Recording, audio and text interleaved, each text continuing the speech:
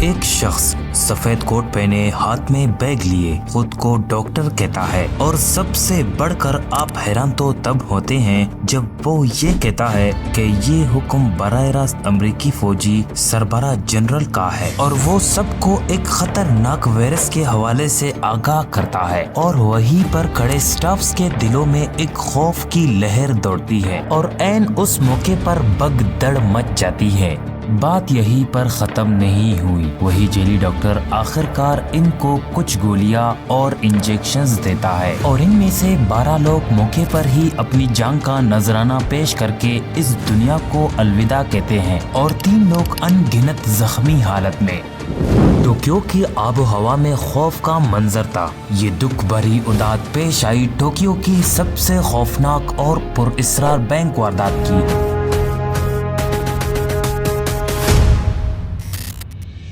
ناظرین، اس کہانی کو سمجھنے کے لیے ہمیں اتہاس کے پنوں میں جھانکنا ہوگا۔ یہ ایئر 1940 کا ایک سرد دن تھا۔ دنیا جنگ کے آگ میں جل رہی تھی۔ یورپ میں ہٹلر کا دباؤ اور طوفان برپا تھا، اور ایشیا میں جاپان ایک ابھرتی ہوئی فوجی طاقت بن چکا تھا۔ جاپان کا ایک عجیب سپنا جو کبھی دنیا پر حکومت کرنے کے لیے دیکھا گیا تھا، اپنے مقصد تک نہ پہنچ سکا۔ حیرت انگیز طور پر جاپان کے پاس اپنا تیل، لوہا اور ربڑ جیسے وسائل کی کمی تھی۔ جاپان یہ ارادہ رکھتے تھے کہ وہ پوری ایشیا کا لیڈر بنیں گے۔ چین، کوریا اور باقی خطوں پر قبضہ کرنے کا خواب۔ قبضہ کرنے کی اصل وجہ یہ تھی کہ اپنی مشکلات کا حل نکال سکے، جیسے مارکیٹنگ میں اچھے امپریشنز اور کاروبار میں اول درجہ حاصل ہو۔ لیکن بدقسمتی سے امریکہ نہیں چاہتا تھا کہ جاپان اتنا طاقتور رہے۔ بقول اس کے امریکہ نے جاپان پر معاشی پابندیاں لگا دی، خاص طور پر تیل اور اسٹیل کی فراہمی روک دی، جو کہ اس وقت ان کو کافی اہمیت تھی۔ صاف الفاظوں میں آپ کو کہا جائے، یہ وہی چیزیں تھے جن پر جاپان کی فوجی اپنی فولادی طاقت کا انحصار کرتے تھے۔ جاپان نے ایک ایسا دھماکہ خیز منصوبہ رچا تھا جس کی حجم اور حسرت دنیا میں نظیر نہیں۔ ان کا سوچ اور پختہ ارادہ یہ تھا کہ یا تو جھک جاؤ یا لڑو، اور اسی کے بقول سنگین نتائج سامنے نمودار ہوئے۔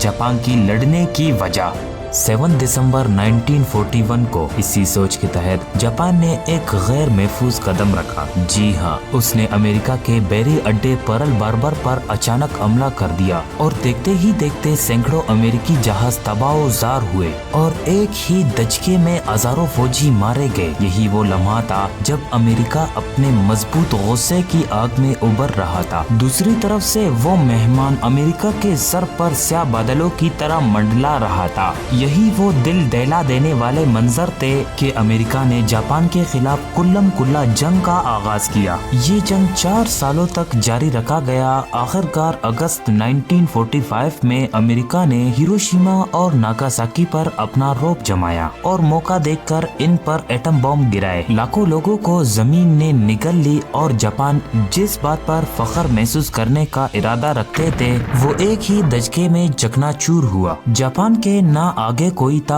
اور نہ ہی پیچھے۔ مجبوراً جاپان ہتھیار ڈالنے پر مجبور ہوا۔ دراصل امریکہ اور جاپان کا ٹکراؤ لرز بنیادی طور پر طاقت و وسائل اور حکمرانی کی جنگ عظیم تھی، اور حیرت انگیز طور پر یہی وہ دل دہلا دینے والے لمحات تھے جس پر ایک ڈاکٹر کی انٹری ہوئی۔ یاد رہے، یہ 1945 کا ایک نیم سرد دن تھا، اور دوپہر کو ٹھیک 1:07 میں ایک شخص ٹوکیو کے علاقے شیچی گوکو میں واقع ٹیک اوکو امپیریل بینک میں داخل ہوا۔ وہ سفید کوٹ پہنے ہاتھ میں ایک بیگ تھامے ایک پروفیشنل ڈاکٹر جیسا معلوم ہو رہا تھا۔ اس نے اپنا نام ڈاکٹر یامو گوچی بتایا اور کہا کہ وہ جاپان کے ویلفیئر ڈپارٹمنٹ سے آیا ہے، اور اس کا دعویٰ تھا کہ یہ حکم براہ راست ڈگلس میں کارتر، جو کہ امریکی فوج کے سربراہ تھے، اس وقت جاپان پر فتح یاب تھے، کہا کہ ان کے پرمیشن سے آئے ہیں۔ وجہ یہ ہے کہ بینک کے تمام ورکرز کو ایک خطرناک وائرس سے بچاؤ کے لیے حفاظتی ٹیکے لگانے۔ اب ذرا سوچئے کہ ورلڈ وار 2 کے فوراً بعد جاپان تباہی کا شکار تھا۔ جگہ جگہ امریکہ کے فوج کی نگرانی تھی۔ ایسے سنگین نتائج میں بینک کے ورکرز نے یہ سوچا بھی نہ تھا کہ یہ ڈاکٹر جیلی ہو سکتا ہے۔ ڈاکٹر نے سب کو پہلے ایک چھوٹی سی گولی دی اور پھر ایک لیکوڈ نما دوا دی،